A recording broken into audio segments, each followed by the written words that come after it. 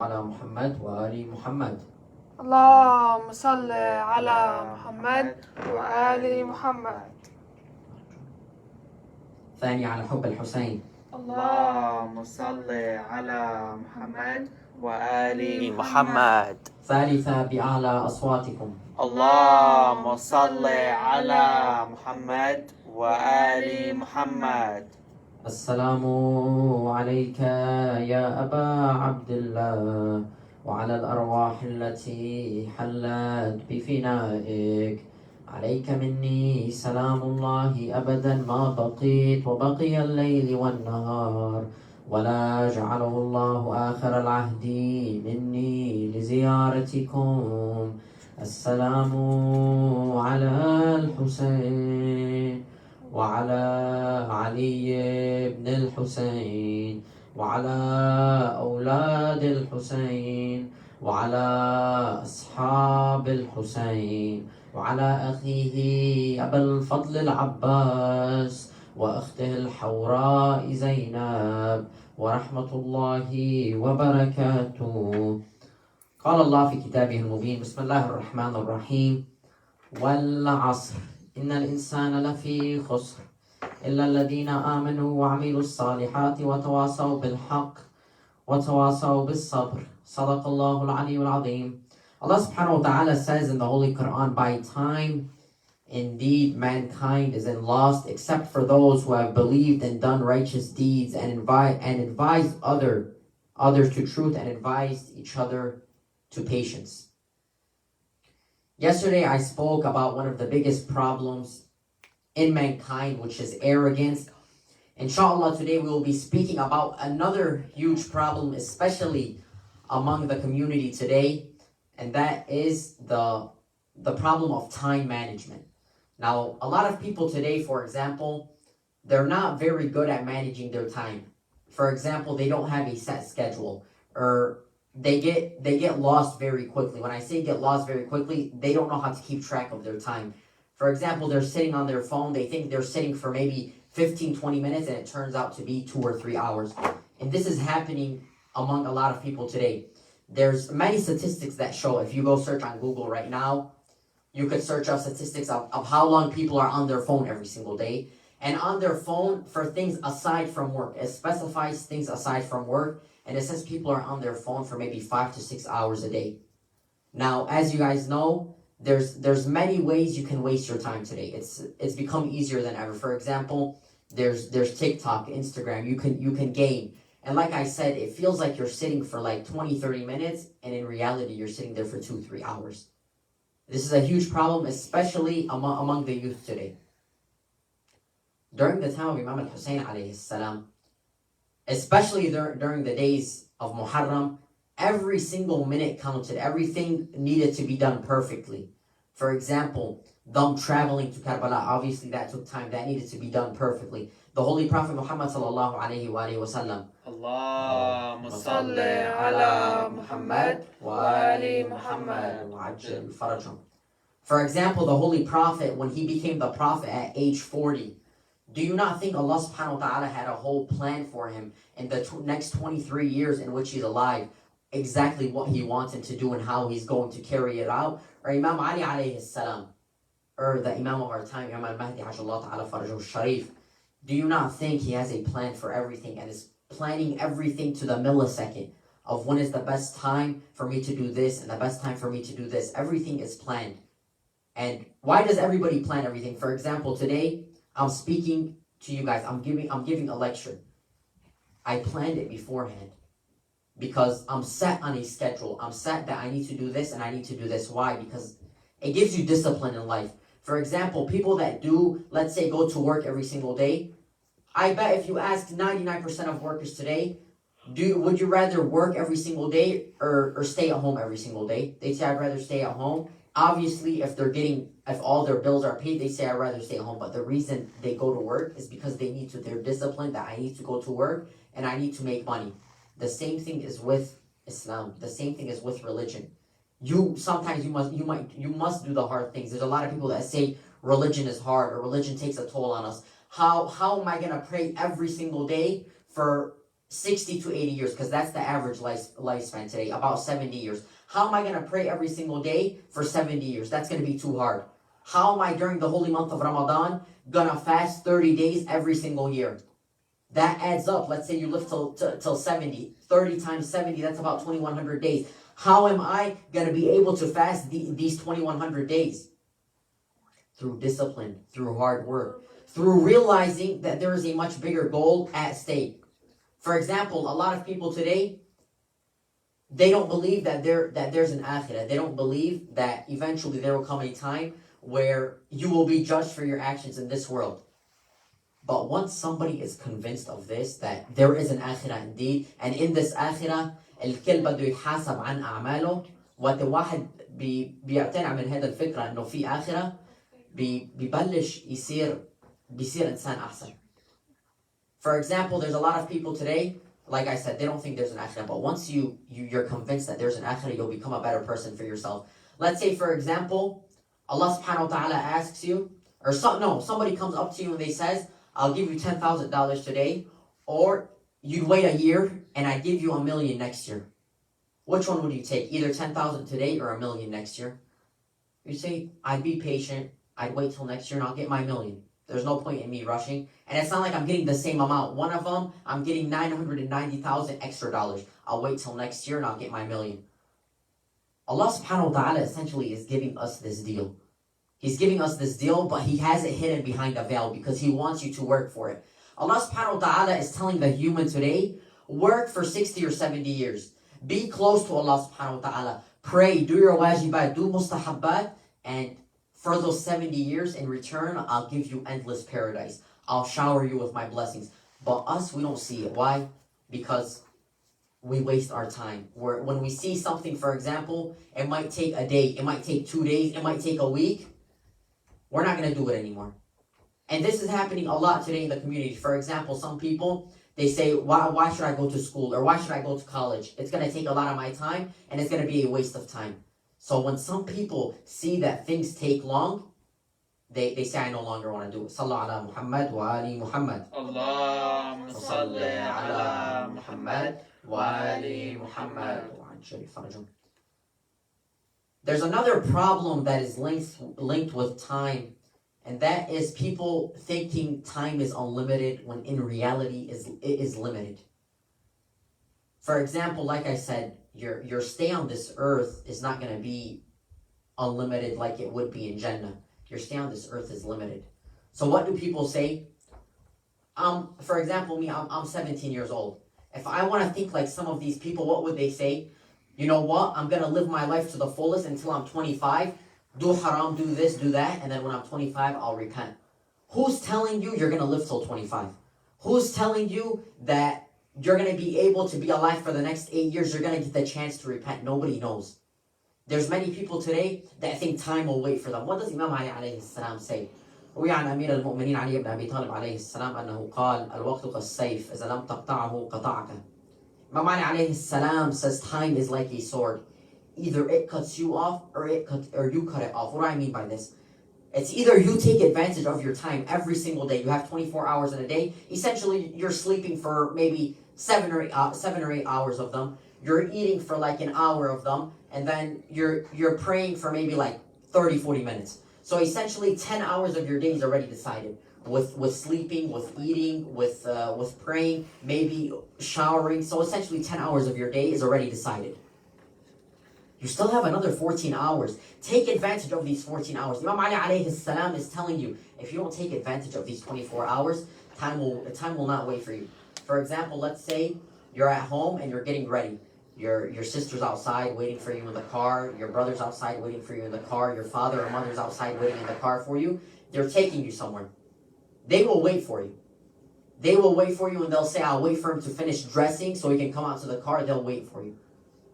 This life will not wait for you. This life is not going to say, you know what? Let's keep giving him chances. Let's keep giving him chances. Let's keep giving him chances until he finally gets it right. You only get one chance. This is not a video game where you have 3 lives and you get to keep using these lives. You only get one life. What does Allah subhanahu wa ta'ala say in the Holy Quran? He says one day they're going to say, I wish you could send me back to do better acts. Ya laytani qaddamtu li hayati. That's what some people are going to say. when it comes the time and they see when Allah subhanahu wa ta'ala is weighing their deeds, and then they look at their deeds and one is higher than the other, and the one that's higher is sins, what are they going to say? I wish I would have done more. I wish I would have done more. They're going to beg Allah subhanahu wa ta'ala to send them back so that they can do these things, to do better, to be better. But Allah subhanahu wa ta'ala is going to tell them that I can't send you back. I can, but I will not. Because it was made very, very clear from the beginning, you only have one chance. You only have one chance. Every soul will taste death, and once that soul tastes death, it will no longer be returned for a second chance to be better, to do better actions. This is why, my brothers and sisters, and to the viewers online, we must take advantage of our time.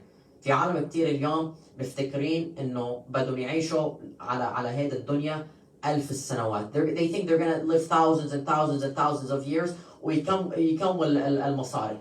وهذا المصاري بدهم يساعدهم بالآخرة. مش مظبوط هذا الحكي.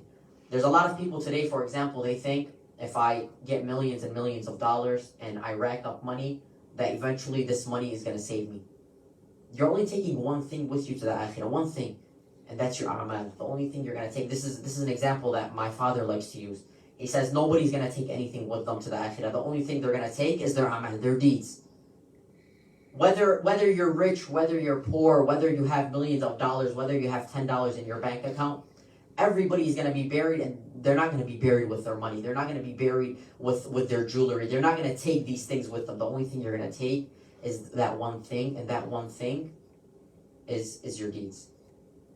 So as I stated earlier, once you realize this world for what it is, then you will start to take advantage of your time. And I don't mean, there's some that misunderstand me when I say once you realize this world for what it is. I don't mean that I'm gonna wake up and then I wake up at 8 and I'm gonna stay praying and stay in ibadah till 8 at night or till 9 at night. I don't mean that.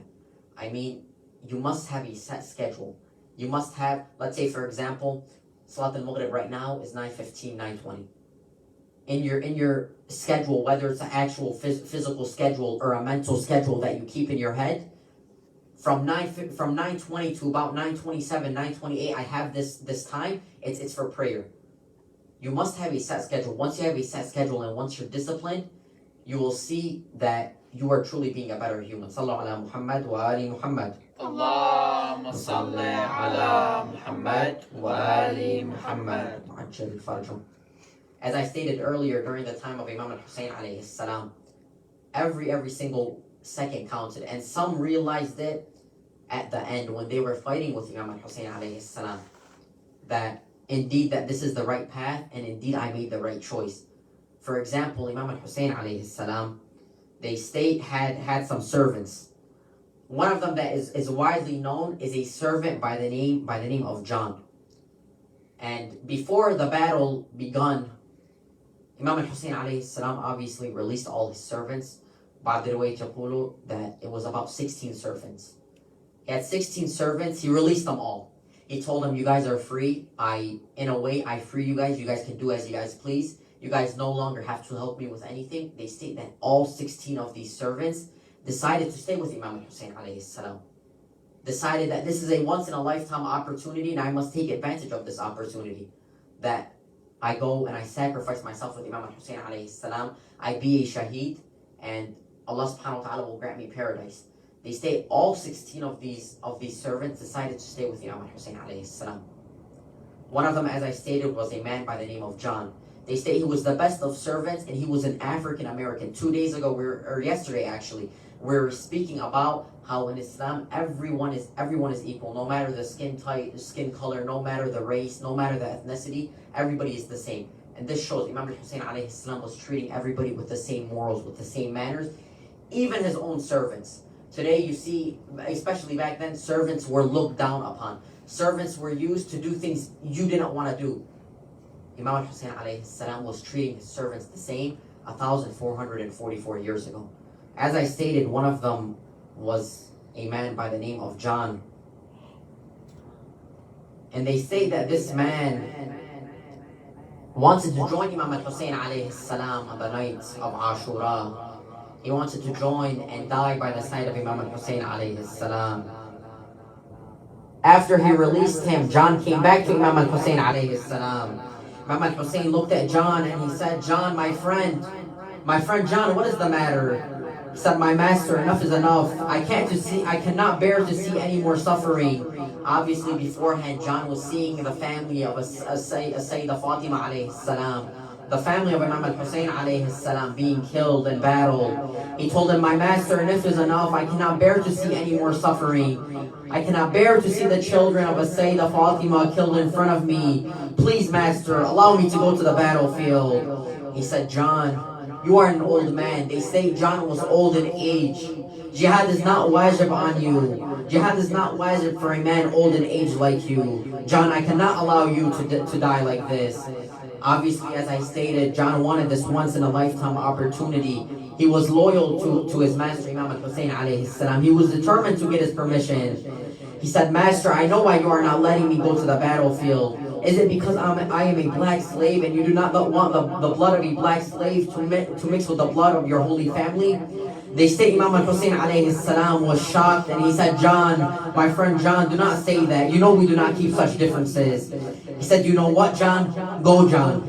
Allah subhanahu wa ta'ala be with you. They say Hussein himself then helped dress John for the battle. He mounted John on the horse and said, Fi amanillah, John. They say John was very pleased with himself as he headed for the battlefield. On his way to the battlefield, he remembered his time with the Holy Prophet Muhammad sallallahu alayhi wa sallam. He remembered how dearly the Prophet loved his grandson Hussein. He remembered how if Hussein ever had an injury, the Holy Prophet himself would nurse that injury. When he was going to the battlefield, he remembered one memory in specific. He remembered the day the Holy Prophet Muhammad was praying and Imam al-Hussein alayhi salam climbed on his back, and this was while the Prophet was in sujood. And so the Prophet would not tip Imam al-Hussein over. He stayed in sujood until Imam al-Hussein got off his back. They say John's eyes were full of tears as he reached the battlefield. He spoke to the soldiers on the other side. He said, look at me. You have seen me with the Holy Prophet. Remember the Holy Prophet by looking at me. You say the Holy Prophet is the messenger of Allah. You call yourself Muslims. Do you think the Holy Prophet would be pleased with you for killing his beloved grandson? He said, what has Hussein done to you? He's innocent. Leave him alone. Save yourselves from the fire of hell. As we know, the soldiers of Yazid were very evil. They were not Muslims. They were not prepared to listen to the truth. They state John was attacked. Arrows were fired from all directions. Still, John continued to fight bravely. He sent many to the fire of hell.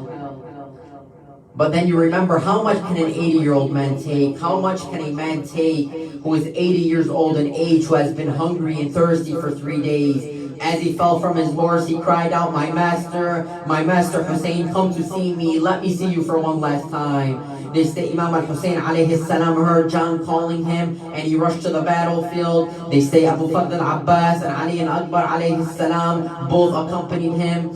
Hussein, Abbas and Ali al-Akbar reached the battlefield where John was lying wounded and taking his last breaths. They say Imam al-Hussein alayhi salam placed John's head on his lap. Tears poured from Hussein's eyes. He said, John, I am very sorry. You are leaving my home without food or water for 3 days. John, please forgive me. John continued by saying, Master, why are you sorry? You have done me a big favor by letting me fight and sacrifice my life for Islam. John said, look, Master, look, who has come to receive me? The Holy Prophet himself is here. Sayyidah Fatima is here. Imam Ali and Imam al-Hassan are here. Inna lillah wa inna ilayhi raji'un. We are from Allah, and to Him we shall return.